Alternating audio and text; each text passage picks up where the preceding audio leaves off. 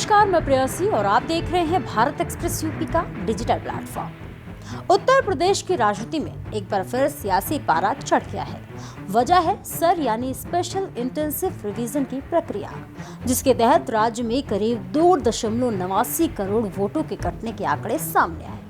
इन आंकड़ों के बाद समाजवादी पार्टी और भारतीय जनता पार्टी आमने सामने आ गई।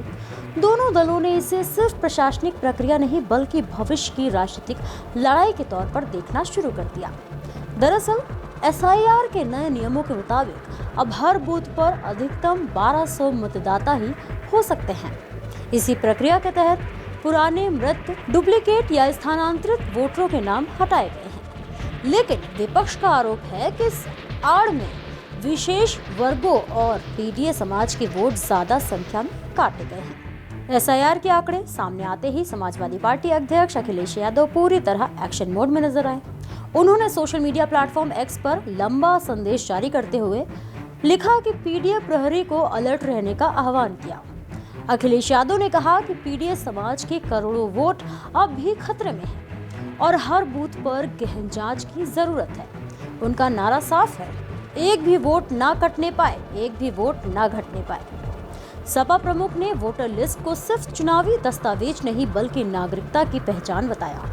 उन्होंने आशंका जताई कि अगर मतदाता सूची से नाम गायब हुआ तो भविष्य में सरकार उसी आधार पर राशन कार्ड, सरकारी योजनाएं, आरक्षण, नौकरी, जमीन, घर, बिजली पानी कनेक्शन तक पर असर डाल सकती है।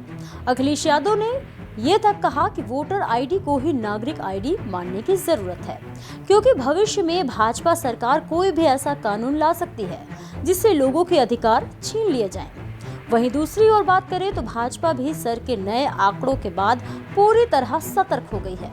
मुख्यमंत्री योगी आदित्यनाथ और प्रदेश अध्यक्ष पंकज चौधरी ने पार्टी के जनप्रतिनिधियों, जिला अध्यक्षों और क्षेत्रीय अध्यक्षों को स्पष्ट निर्देश दिए हैं।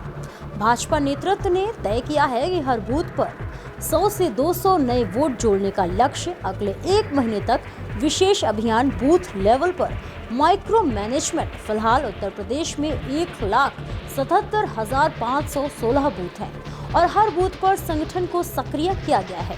साफ है कि भाजपा इस प्रक्रिया को डैमेज कंट्रोल नहीं बल्कि अवसर के रूप में देख रही है।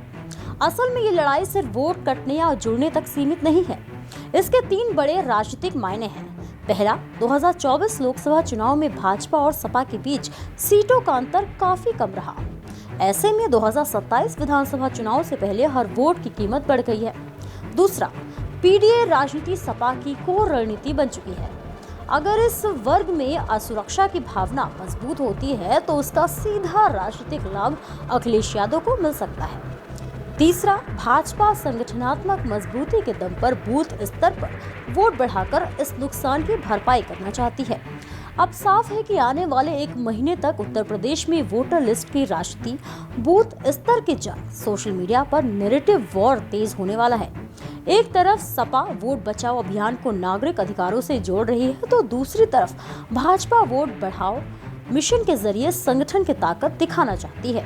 यानी उत्तर प्रदेश की सियासत में ये लड़ाई अब सिर्फ चुनाव की नहीं बल्कि पहचान, अधिकार और सत्ता के भविष्य की लड़ाई बन चुकी है। वोटर लिस्ट से शुरू हुई ये जंग 2027 तक यूपी की राजनीति की दिशा तय कर सकती है।